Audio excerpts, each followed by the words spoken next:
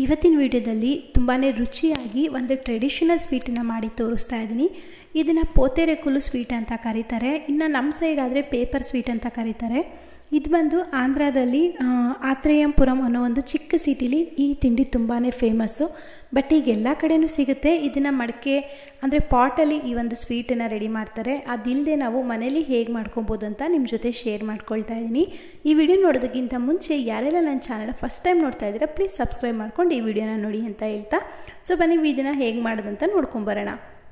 ಮೊದಲಿಗೆ ಇಲ್ಲಿ ನಾನು 1 ಕಪ್ ಆಗುವಷ್ಟು ರೇಷನ್ ಅಕ್ಕಿನ ಹಾಕ್ಕೊಂಡಿದ್ದೀನಿ. ಯಾವ ಅಕ್ಕಿನಾದರೂ ನೀವು ಹಾಕ್ಕೋಬೋದು, ಸೋನಾ ಮಸೂರಿ ರೈಸ್ ಯಾವುದನ್ನಾದರೂ ಹಾಕ್ಕೊಳ್ಳಿ. ಈ ಅಕ್ಕಿನ 6 ಗಂಟೆಗಳ ಕಾಲ ಚೆನ್ನಾಗಿ ನೆನೆಸ್ಕೊಬೇಕು. ನಾನಿಲ್ಲಿ ರಾತ್ರಿ ಪೂರ್ತಿ ನೆನೆಸ್ಕೊಂಡಿದ್ದೆ. ಕನಿಷ್ಠ ಪಕ್ಷ 6 ಗಂಟೆನಾದರೂ ಇದನ್ನು ನೆನೆಸ್ಕೋಬೇಕಾಗತ್ತೆ. ನೋಡಿ, ನಾನು ಮಾರನೇ ದಿನ ಬೆಳಿಗ್ಗೆ ತೋರಿಸ್ತಾ ಇದ್ದೀನಿ. ಅಕ್ಕಿ ಎಲ್ಲ ಚೆನ್ನಾಗಿ ನೆಂದಿದೆ. ಇದನ್ನು ಈಗ 1 2 ರಿಂದ 3 ಸಲ ಕ್ಲೀನಾಗಿ ತೊಳೆದುಬಿಟ್ಟು ಇದನ್ನು ರುಬ್ಕೋಬೇಕು. ರುಬ್ಬೋದಕ್ಕಿಂತ ಮುಂಚೆ ಇಲ್ಲಿ ನಾನು ಒಂದು ಮಿಕ್ಸರ್ ಜಾರ್ಗೆ 1 ಕಪ್ ಆಗುವಷ್ಟು ಸಕ್ಕರೆ, 3 ಏಲಕ್ಕಿನ ಹಾಕ್ಕೊಳ್ತಾ ಇದ್ದೀನಿ. ಸಕ್ಕರೆ ಇಷ್ಟೇ ಹಾಕಬೇಕಂತ ಇಲ್ಲ. ಇದಕ್ಕೆ ನೀರೇನು ಹಾಕ್ತೆ ಈ ರೀತಿಯಾಗಿ ಫೈನ್ ಪೌಡರ್ ಮಾಡಿ ತೆಗೆದಿಟ್ಕೋಬೇಕು. ಈಗ ಇಲ್ಲಿ ನಾನು ಒಂದಷ್ಟು ಡ್ರೈ ಫ್ರೂಟ್ಸ್ಗಳನ್ನ ತೊಗೊಂಡಿದ್ದೀನಿ. ಈ ಸ್ವೀಟ್ಗೆ ಮೇಯ್ನ್ ಇಂಗ್ರೀಡಿಯೆಂಟೇ ನಮಗೆ ಡ್ರೈ ಫ್ರೂಟ್ಸ್ನ ಹಾಕಿದ್ರೇ ಅದ್ರ ಟೇಸ್ಟ್ ಡಬಲ್ ಆಗೋದು. ಈ ಸ್ವೀಟ್ ಬಂದು ತುಂಬಾ ಕಾಸ್ಟ್ಲಿ. ಬಟ್ ನಾವು ಮನೇಲಿ ಮಾಡಿಕೊಂಡ್ರೆ ಕಡಿಮೆ ಖರ್ಚಲ್ಲಿ ಸುಮಾರು ಸ್ವೀಟ್ಗಳನ್ನ ಮಾಡ್ಕೊಬೋದು. ಇಲ್ಲಿ ನಾನು ಮೊದಲಿಗೆ ಸ್ವಲ್ಪ ಗೋಡಂಬಿನ ಹಾಕ್ಕೊಂಡು ಈ ರೀತಿ ಸಣ್ಣದಾಗಿ ಕಟ್ ಮಾಡ್ಕೊಳ್ತಾ ಇದ್ದೀನಿ. ನೀವು ಬೇಕಿದ್ದರೆ ಚಾಕುಯಿಂದನೂ ಸಹ ಕಟ್ ಮಾಡ್ಕೊಬೋದು. ನಾನು ಒಂದು 20 ಆಗುವಷ್ಟು ಬಾದಾಮಿ, ಒಂದು 25 ರಿಂದ 30 ಆಗುವಷ್ಟು ಗೋಡಂಬಿ, ಒಂದು 20 ಪಿಸ್ತಾ ತೊಗೊಂಡಿದ್ದೀನಿ. ಯಾವ ಡ್ರೈ ಫ್ರೂಟ್ಸ್ನಾದರೂ ನೀವು ತೊಗೋಬೋದು. ಈ ರೀತಿಯಾಗಿ ಸಣ್ಣದಾಗಿ ಕಟ್ ಮಾಡಿ ಇಟ್ಕೊಂಡಿದ್ದಾಯಿತು. ಈಗ ನಾವು ನೆನೆಸಿಟ್ಟಿದ್ವಲ್ಲ ಆ ಅಕ್ಕಿನ ಕಂಪ್ಲೀಟಾಗಿ ನಾನು ಮಿಕ್ಸರ್ ಜಾರ್ಗೆ ಹಾಕ್ಕೊಳ್ತಾ ಇದ್ದೀನಿ. ಸ್ವಲ್ಪ ನೆನೆಸಿದ್ರಿಂದ ನಾನು ಒಂದೇ ಸಲ ಮಿಕ್ಸರ್ ಜಾರ್ಗೆ ಹಾಕ್ಕೊಂಡಿದ್ದೀನಿ. ನೀವೇನಾದರೂ ಜಾಸ್ತಿ ಮಾಡೋದಾದರೆ 2 ಬ್ಯಾಚ್ ಆಗಿ ರುಬ್ಕೊಬೇಕಾಗತ್ತೆ. ಇದಕ್ಕೆ 1 ಕಪ್ ಆಗೋಷ್ಟು ನೀರನ್ನು ಸೇರಿಸ್ಕೊಂಡು ಪೂರ್ತಿ ನುಣ್ಣಿಗೆ ಸಾಫ್ಟಾಗಿ ರುಬ್ಕೊಬೇಕು. ಸ್ವಲ್ಪನೂ ಸಹ ಅಕ್ಕಿ ತರಿ ಇರಬಾರ್ದು. ಆ ರೀತಿಯಾಗಿ ರುಬ್ಕೊಂಡು ಇದಕ್ಕೆ 1 ಕಪ್ ಆಗುವಷ್ಟು ನೀರನ್ನು ಸೇರಿಸ್ಕೊಂಡಿದ್ದೀನಿ. ಈ ಹಿಟ್ಟಿನದ ತುಂಬ ಗಟ್ಟಿನೂ ಇರಬಾರ್ದು, ತುಂಬ ತೆಳುವಾಗಿನೂ ಇರಬಾರ್ದು. ನಾವೀಗ ನೀರು ದೋಸೆಗೆಲ್ಲ ಹಿಟ್ಟನ್ನು ಕಲಿಸ್ತೀವಲ್ಲ ಆ ಹದ ಇದ್ದರೆ ಸಾಕಾಗತ್ತೆ. ತುಂಬ ಗಟ್ಟಿಯಾದರೂ ಸಹ ನಾವು ತವ ಮೇಲೆ ಅಥವಾ ಪಾಟ್ ಮೇಲೆ ಹಾಕಿದಾಗ ಅಷ್ಟು ಸ್ವೀಟು ಚೆನ್ನಾಗಿ ಬರೋದಿಲ್ಲ.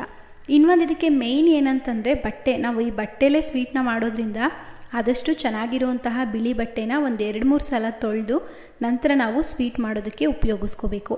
ಇದನ್ನು ಯಾವುದೇ ಕಾರಣಕ್ಕೂ ಬಟ್ಟೆನ ಸಿಂಥೆಟಿಕ್ ಆಗಿರ್ಬೋದು ಅಥವಾ ಪಾಲಿಸ್ಟರ್ ಬಟ್ಟೆನ ನೀವು ಬಳಸಿದಾಗ ನಾವು ಬಿಸಿ ಮೇಲೆ ಹಾಕಿದಾಗ ಬಟ್ಟೆನೇ ಅಂಟ್ಕೊಂಡ್ಬಿಡುತ್ತೆ. ಅದಕ್ಕೋಸ್ಕರ ಆದಷ್ಟು ಪ್ಯೂರ್ ಕಾಟನ್ ಬಟ್ಟೆನ ಬಳಸ್ಕೊಳ್ಳಿ.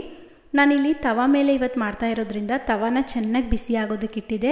ತವ ಪೂರ್ತಿ ಬಿಸಿ ಆದಮೇಲೆ ನಾನು ತೋರಿಸೋ ರೀತಿಲಿ ಹಿಟ್ಟು ಒಳಗಡೆ ಆ ಬಟ್ಟೆನ ಅದ್ದಿ ನಾನು ತೋರಿಸೋ ರೀತಿ ನೀವು ಈ ಸ್ವೀಟನ್ನು ರೆಡಿ ಮಾಡ್ಕೊಬೇಕು. ಯಾವುದೇ ಕಾರಣಕ್ಕೂ ಸ್ಟವ್ನ ಲೋ ಫ್ಲೇಮ್ ಮಾಡ್ಕೋಬೇಡಿ, ಹೈ ಫ್ಲೇಮಲ್ಲೇ ಇಟ್ಕೊಂಡು ನಾವು ಇದನ್ನು ರೆಡಿ ಮಾಡ್ಕೊಬೇಕು.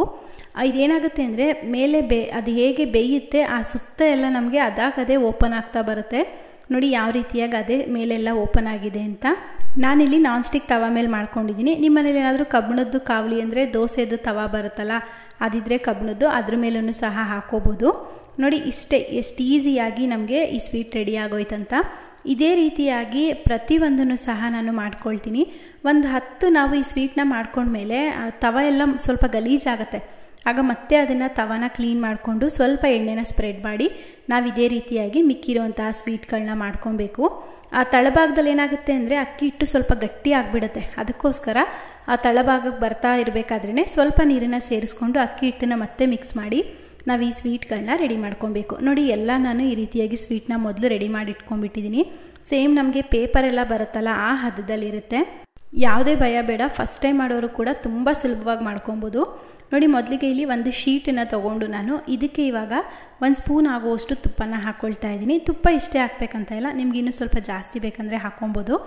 ಈಗ ತುಪ್ಪ ಹಾಕ್ಕೊಂಡ್ಮೇಲೆ ನಾವು ಮಾಡಿಟ್ಟಿದ್ದಂತಹ ಸಕ್ಕರೆ ಪುಡಿ ಇತ್ತಲ್ಲ ಅದನ್ನು ಇದ್ರ ಮೇಲ್ಗಡೆ ಹಾಕ್ಕೊಳ್ತಾ ಇದ್ದೀನಿ. ಸಕ್ಕರೆ ಪುಡಿ ಸ್ವಲ್ಪ ಕಡಿಮೆನೇ ಹಾಕ್ಕೊಳ್ಳಿ. ನಿಮಗೆ ಸಿಹಿ ಪ್ರಮಾಣ ಜಾಸ್ತಿ ಬೇಕಂದರೆ ಇನ್ನೂ ಸ್ವಲ್ಪ ಸಕ್ಕರೆನ ಸೇರಿಸ್ಕೋಬೋದು. ಈಗ ಇದಕ್ಕೆ ನಾನು ಕಟ್ ಮಾಡಿ ಇಟ್ಟಿದ್ದಂತಹ ಗೋಡಂಬಿ, ಪಿಸ್ತಾ ಹಾಗೆ ಬಾದಾಮಿನ ಹಾಕ್ಕೊಳ್ತಾ ಇದ್ದೀನಿ. ಇದಕ್ಕೆ ಆದಷ್ಟು ಡ್ರೈ ಫ್ರೂಟ್ಸ್ನ ಜಾಸ್ತಿನೇ